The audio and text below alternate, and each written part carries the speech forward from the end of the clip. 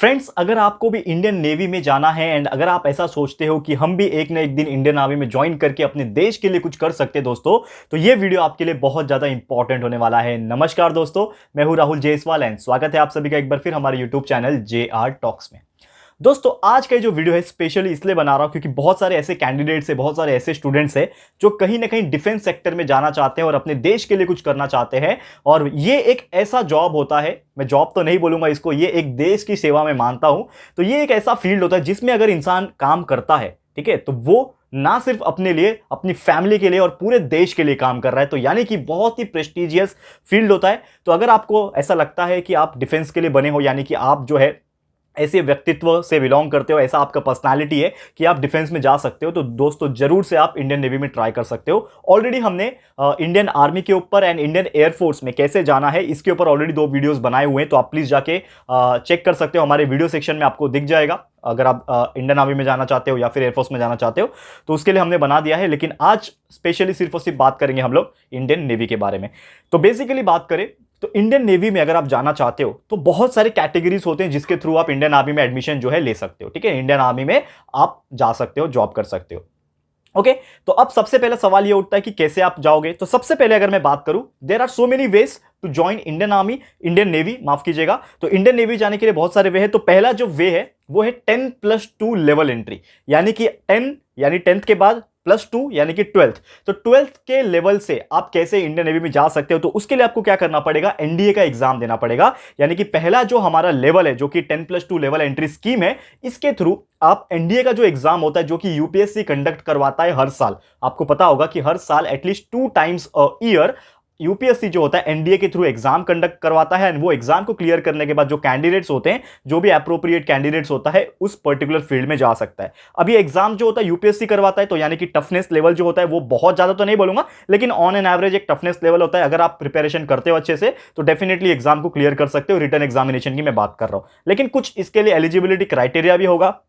तो सिर्फ और सिर्फ टेक्निकल कैंडिडेट जो होते हैं, यानी ये जो 10+2 का लेवल एंट्री स्कीम है, इसमें सिर्फ और सिर्फ टेक्निकल कैंडिडेट ही ज्वाइन कर सकते हैं। यानी कि ये जो कैटेगरी है वो टेक्निकल स्टूडेंट्स के लिए ही है। इसका मतलब ये हो गया कि अगर आप एक साइंस स्टूडेंट हो, यानी कि अगर आप साइंस स्ट्रीम से बिलोंग करते हो, क्योंकि यहां पे 10+2 है यानी 12th है, तो अगर आपने 11th 12th में साइंस की पढ़ाई की है, जैसे कि आपको पता है कुछ सब्जेक्ट्स होते हैं साइंस में, खासकर अगर मैं बात करूं फिजिक्स, केमिस्ट्री और मैथ्स, पीसीएम, अगर ये सब्जेक्ट आपका रहा है और एटलीस्ट आपने लगभग 60% मार्क्स स्कोर किया है दोस्तों, तो बिंदास आप इस फील्ड के लिए अप्लाई कर सकते हो। और एक क्राइटेरिया ये भी है कि साइंस स्ट्रीम का बंदा अप्लाई कर सकता है, लेकिन उसका कुछ एक एज लिमिट भी दिया हुआ है। तो एज लिमिट की मैं बात करूं तो ओनली 16.5 से लेके 19.5 ये साल के बीच में ही अगर आपका एज है तो ही आप एलिजिबल हो, तो ही आप अप्लाई कर सकते हो। एंड एक और सबसे इंपॉर्टेंट चीज होता है दोस्तों कि आपका पीसीएम होना चाहिए। लेकिन इसके अलावा एक सबसे इंपॉर्टेंट चीज है कि अगर आप एक 10+2 के स्टूडेंट हो, लेकिन अगर आप एक फीमेल कैंडिडेट हो तो आप अप्लाई नहीं कर सकते। यानी कि ये जो टेक्निकल एंट्री स्कीम है, या फिर मैं बोलूं एक 10+2 लेवल स्कीम है, ये सिर्फ और सिर्फ मेल्स के लिए है। यानी कि जो आदमी होते हैं, जो बॉयज होते हैं, वही अप्लाई कर पाएंगे, यानी कि फीमेल्स इसमें अप्लाई नहीं कर सकती। एंड अगर आपको अप्लाई करना है तो आप सीधा सीधा यूपीएससी के वेबसाइट पे जा सकते हो, वहां पे एनडीए में फॉर्म भर के सबमिट कर सकते हो। हर साल लगभग जून जुलाई के महीने में या फिर लगभग नवंबर दिसंबर के मंथ में ये फॉर्म्स जो है रिलीज करते हैं अपना, और वो फॉर्म आप भर सकते हो और इसमें अप्लाई कर सकते हो। तो ये था हमारा पहला कैटेगरी, पहला तरीका जिसमें आप नेवी में जा सकते हो। सेकेंड तरीका जो है हमारा वो है दोस्तों 10+2 बीटेक एंट्री स्कीम। यानी कि 10+2 तो हो लेकिन बीटेक होना चाहिए और एंट्री स्कीम होना चाहिए। यानी कि ये भी सिर्फ और सिर्फ किससे रहेगा, टेक्निकल स्टूडेंट्स के लिए रहेगा। और ये एक मैंडेटरी है कि अगर आप टेक्निकल स्टूडेंट हो, यानी कि आपने साइंस स्ट्रीम आपके 12th तक पढ़े होनी चाहिए, यानी कि आपने 10+2 में 12th में आपका साइंस स्ट्रीम होना चाहिए, और उसमें भी जो सब्जेक्ट्स होते हैं फिजिक्स, केमिस्ट्री, मैथ्स, जिसको पीसीएम बोलते हैं, ये मैंडेटरी होना चाहिए। तो अगर आपके ये कुछ सब्जेक्ट्स हैं तो ही आप इसमें अप्लाई कर सकते हो। और साथ ही में एक और एडिशनल क्वालिफिकेशन यहां पे चाहिए होता है कि अगर आपने जेडब्ल्यू का एग्जाम दिया हुआ है, आप सभी को पता है दोस्तों कि हम जब इंजीनियरिंग के लिए एडमिशन के लिए जाते हैं कॉलेज में, तो 12th के बाद हमें एक एग्जाम देना पड़ता है जिसको हम लोग बोलते हैं जॉइंट इंजीनियरिंग एग्जामिनेशन, जेडब्ल्यू। जैसे आपका सीईटी का एग्जाम होता है वैसे ही जेडब्ल्यू का एग्जाम होता है। तो जेडब्ल्यू के एग्जाम्स अगर आपने दिया है तो भी आप इस पर्टिकुलर फील्ड के थ्रू, यानी कि ये जो लेवल एंट्री है 10+2 बीटेक एंट्री, इसमें आप एलिजिबल हो जाओगे और आप अप्लाई कर सकते हो। इसमें भी कुछ एज क्राइटेरिया है, अगेन 17 से लेकर 19.5।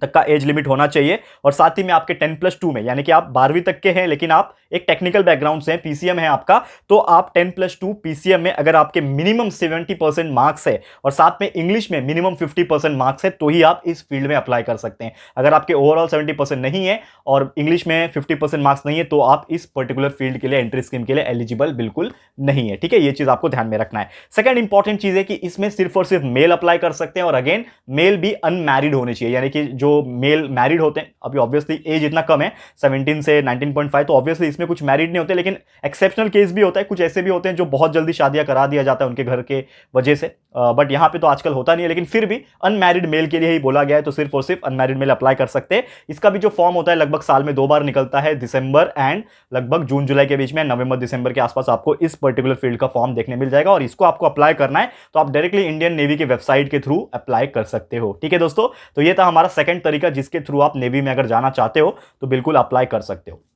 तीसरा जो तरीका है जिसमें आप नेवी में अगर जाना चाहते हो तो अप्लाई कर सकते हैं, वो है दोस्तों सीडीएस एग्जामिनेशन के थ्रू।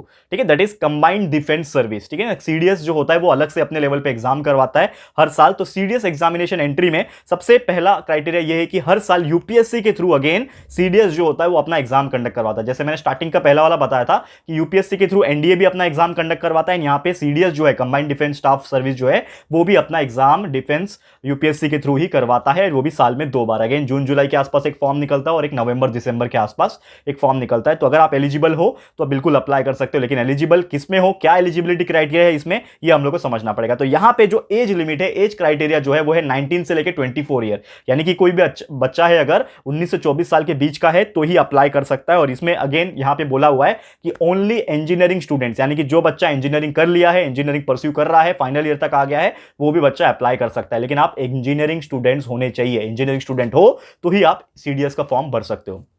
क्लियर है, ये चीज क्लियर हो गया। ओके, एंड अगेन यहाँ पे वन कंडीशन है कि अनमैरिड मेल जो होंगे वही अप्लाई कर सकते हैं, यानी कि यहाँ पे भी फीमेल्स के लिए कोई जगह नहीं है, सिर्फ और सिर्फ अनमैरिड मेल अप्लाई कर सकते हैं। और यूपीएससी के थ्रू आपको अगर अप्लाई करना है तो यूपीएससी के थ्रू अप्लाई कर सकते हो, यानी कि उसका जो फॉर्म होगा जो टाइम पे निकलता है उसमें आप यूपीएससी के वेबसाइट पे जाके अप्लाई कर सकते हो। तो ये था हमारा तीसरा तरीका जिसमें आप इंडियन नेवी में जा सकते हो। ओके, अब चलते हैं हमारे फोर्थ तरीके के ऊपर, that is fourth pattern, fourth category क्या है, तो वो है दोस्तों यूईएस, यानी कि यूनिवर्सिटी एंट्री स्कीम, यूईएस। तो यूईएस क्या होता है, बेसिकली बात करें कि इसमें सिर्फ और सिर्फ स्पेशलाइजेशन दिया हुआ है इंजीनियरिंग स्टूडेंट्स को, यानी कि जो बच्चा इंजीनियरिंग पास आउट कर लिया है तो वो इंजीनियरिंग बैकग्राउंड से बिलोंग करता है, तो उनके लिए अलग से एक यूनिवर्सिटी एंट्री स्कीम होती है जिसके थ्रू वो नेवी में जा सकता है। तो उसके लिए एक क्राइटेरिया स्ट्रिक्टली ये है कि आपको इंजीनियरिंग में थ्रू आउट इंजीनियरिंग 60% होना मैंडेटरी है। अगर आपका ओवरऑल इंजीनियरिंग में जो परसेंटेज है वो 60% है, अभी तो पॉइंटर सिस्टम आ गया, लेकिन पॉइंटर को भी हम लोग कन्वर्ट कर सकते हैं परसेंटेज में। तो कन्वर्ट करने के बाद जो भी आपका यूनिवर्सिटी का जो कन्वर्जन कैलकुलेटर रहेगा उसके हिसाब से कन्वर्ट करने के बाद जो आपका परसेंटेज बनेगा तो वो परसेंटेज मिनिमम 60% होना चाहिए। अगर उतना है तो आप एलिजिबल हो, या फिर उससे ज्यादा है तो आप एलिजिबल हो, लेकिन उससे कम है तो आप बिल्कुल अप्लाई नहीं कर सकते इस यूनिवर्सिटी एंट्री स्कीम के थ्रू। ठीक है, और अगेन एज लिमिट है 18 से लेकर 24, यानी कि जस्ट आप इंजीनियरिंग पास आउट करोगे उसके दौरान ही आप इस पर्टिकुलर एग्जाम को यानी कि इस फॉर्म को भर सकते हो और इस एंट्री स्कीम के थ्रू अप्लाई कर सकते हो। क्लियर है दोस्तों, एंड चलते हैं हमारे आज के आखिरी पैटर्न, यानी कि पांचवा तरीका जो है जिसके थ्रू आप नेवी में जा सकते हो वो है दोस्तों एनसीसी स्पेशल एंट्री। ठीक है, तो एनसीसी स्पेशल एंट्री क्या होता है ये हम लोग बात करेंगे। तो इसमें सिर्फ और सिर्फ एनसीसी के जो नेवल कैडेट्स जो होते हैं, जैसे कि आपको पता है कि हर कॉलेजेस के लेवल पे, ग्रेजुएशन के लेवल पे आपको एनसीसी के प्रोग्राम्स करवाए जाते हैं। ठीक है ना, कुछ लोग ऐसे होते हैं जो एनसीसी को ज्वाइन करते हैं। ठीक है, तो एनसीसी जो नेवल कैडेट्स जो होते हैं, अगर आपने परस्यू किया हुआ है, आपने ज्वाइन कर रखा है, तो आप भी एलिजिबल हो जाओगे डायरेक्टली नेवी में अप्लाई करने के लिए। और यहां पे एज लिमिट स्ट्रिक्टली बोल के रखा है कि 19 से लेकर 25 ईयर्स ऑफ एज तक होने चाहिए। अगर इससे छोटे हैं या फिर उससे बड़े हैं तो आप एलिजिबल बिल्कुल नहीं है। तो 19 से लेकर 25 तक एज लिमिट होनी चाहिए। साथ ही में आपका जो ग्रेजुएशन होना चाहिए वो मिनिमम 50% के साथ होना चाहिए, यानी कि अगर आप 49% भी लाए हो ग्रेजुएशन में तो भी आप इसमें एलिजिबल नहीं हो, अप्लाई नहीं कर सकते। मिनिमम 50% स्ट्रिक्टली बोल के रखा है। एंड साथ में यहां पे एक और सबसे इंपॉर्टेंट चीज चाहिए, क्योंकि यहां पे सिर्फ और सिर्फ एनसीसी कैडेट्स के लिए है, एनसीसी नेवल कैडेट्स के लिए है। तो आपको पता होगा कि जब हम एनसीसी कैडेट्स होते हैं, नेवल कैडेट्स होते हैं, तो यहां पे एक एक्स्ट्रा सर्टिफिकेट मांगा हुआ है, तभी आप इसमें एलिजिबल हो सकते हो, अप्लाई कर सकते हो। वो है दोस्तों एनसीसी का सीनियर डिवीजन का सी सर्टिफिकेट। तो एनसीसी का अगर आपके पास सीनियर डिवीजन का सी सर्टिफिकेट है तो ही आप इस पर्टिकुलर स्कीम के थ्रू अप्लाई कर सकते हो और नेवी में जा सकते हो, अदरवाइज आप नहीं अप्लाई कर सकते। ठीक है, तो ये था आपका। और साथ ही में इसमें एक और क्राइटेरिया ये है कि आप और सिर्फ मेल कैंडिडेट ही होने चाहिए, यानी कि सिर्फ मेल कैंडिडेट से अप्लाई कर सकते हैं। क्लियर है? तो उम्मीद करता हूं कि आपको ये चीज समझ में आ गया होगा। तो टोटल यही थे दोस्तों हमारे 5 तरीके जिसके थ्रू आप नेवी में जा सकते हैं। और आपके मन में एक सवाल यह आ रहा होगा कि यार जितने भी मैंने चीजें बताई वो सब मेल के लिए क्यों है? दोस्तों एक रीजन ये है इसके पीछे, क्योंकि बहुत सारे ऐसे चीजें हैं जो मेल के लिए बनाई गई थी, लेकिन कुछ कुछ रूल्स जो है नए आए हैं, चेंजेस हुए हैं। तो फीमेल्स के लिए भी बहुत सारे पोस्ट अवेलेबल है in the army also, in the navy also, in the air force also. Pilot भी बन सकते हैं। तो ये विमेंस के लिए मैंने देखा, कुछ कमेंट्स भी बच्चे कमेंट कर रहे थे कि सर विमेंस के लिए भी कुछ बनाइए। तो डेफिनेटली हमारा आने वाला जो वीडियो होगा, ठीक है ना, हम पूरी ट्राई कर रहे हैं कि विमेंस के लिए भी क्या क्या अपॉर्चुनिटी है इन द डिफेंस सिस्टम, यानी कि आर्मी में, नेवी में, एयरफोर्स में क्या क्या अपॉर्चुनिटीज रहेगी, किस तरह से आप अप्लाई कर सकते हो, क्या क्या पैटर्न होता है और क्या क्या एंट्री स्कीम होती है, ये सभी के ऊपर हम एक सेपरेट वीडियो बनाने वाले हैं। तो चिंता आपको नहीं करना है। ये जो था इसमें ज्यादातर बॉयज के लिए था, मेल्स के लिए था, वो भी अनमैरिड मेल्स के लिए। तो आपको चिंता नहीं करना है। फीमेल्स के लिए भी जल्द से जल्द मैं ऐसे ही कुछ वीडियोस लेकर आऊंगा जिसमें जो फीमेल्स इंटरेस्टेड है डिफेंस में जाने के लिए, तो वो भी अप्लाई कर सकेंगी और उनको भी समझ में आ जाएगा कि किस हिसाब से उनको प्रिपरेशन या फिर किस हिसाब से उनको एंट्री लेना है इस डिफेंस सिस्टम के अंदर। ठीक है दोस्तों, तो आपको बस थोड़ा सा वेट करना है। जल्द से जल्द मैं हाजिर करूंगा आपके सामने नया वीडियो जिसमें आप लोग के लिए भी बहुत सारी चीजें होगी। ठीक है, तो बस आज का वीडियो इसी के साथ मैं समाप्त करता हूं। यही मुझे बताना था कि क्या क्या तरीके होते हैं, नॉर्मल तरीका होता है जो नेवी में आप जा सकते हो 10th के बाद भी और 12th के बाद भी, या फिर इंजीनियरिंग के लेवल पे। ठीक है, तो बस आज के लिए इतना ही। ये वीडियो आपको कैसा लगा है प्लीज हमें कमेंट करके बताना। अपनी राय और सजेशन जो भी आपकी होगी वो प्लीज हमें आप बता सकते हो। एंड जो भी सजेशन होगा बहुत इंपॉर्टेंट होता है शेयर करना, क्योंकि आप जब सजेशंस हमें देते हो कमेंट के थ्रू तो हमें कुछ आइडिया पता चलता है कि आप क्या चाहते हो हमसे और कौन कौन से टॉपिक्स के वीडियो चाहते हो। तो जरूर से सजेशन कमेंट्स में बता देना। और साथ ही में अगर आपको ये वीडियो पसंद आया है, थोड़ा भी यूजफुल लगा होगा दोस्तों, तो प्लीज वीडियो को लाइक कर देना एंड शेयर जरूर कर देना। जितने भी आपके फ्रेंड्स होंगे, रिलेटिव्स होंगे, कुछ ऐसे भी फ्रेंड्स होंगे जो डिफेंस में जाना चाहते होंगे लेकिन उनको नॉलेज नहीं होगा किस हिसाब से जाना चाहिए, तो उनको ये वीडियो जरूर से शेयर कर देना। साथ ही में दोस्तों अगर आपने अभी तक इस चैनल को सब्सक्राइब नहीं किया, इसी प्रकार के करियर गाइडेंस के वीडियोस के लिए और मोटिवेशन और इंस्पिरेशन के वीडियोस भी हम लाते रहते हैं, तो उसके लिए तो प्लीज इस चैनल को सब्सक्राइब कर देना। साथ में दोस्तों एक बेल आइकन होता है, उसको प्रेस कर देना, क्योंकि हम जब भी वीडियोस को अपलोड करेंगे तो आप लोगों को नोटिफिकेशन मिलती रहेगी। ठीक है फ्रेंड्स, तो मिलते हैं हमारे अगले वीडियो में। यह वीडियो देखने के लिए thank you and good bye.